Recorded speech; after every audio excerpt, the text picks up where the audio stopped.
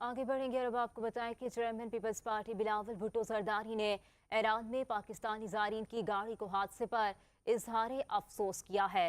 बिलावल भुट्टो ने कहा कि पाकिस्तानी ज़ायरीन की गाड़ी के हादसे में कीमती जानों के ज़िया पर दिल रंजीदा है।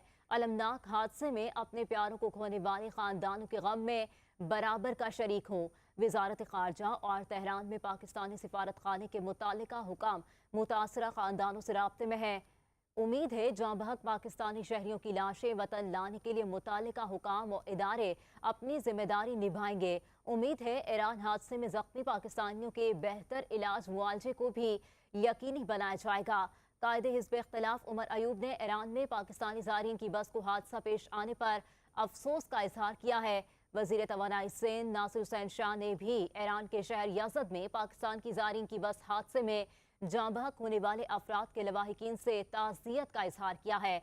नासिर हुसैन शाह का कहना था कि दुख की इस घड़ी में हुकूमत ज़ायरीन को तन्हा नहीं छोड़ेगी और हुकूमत की जानिब से हर मुमकिन मदद की जाएगी।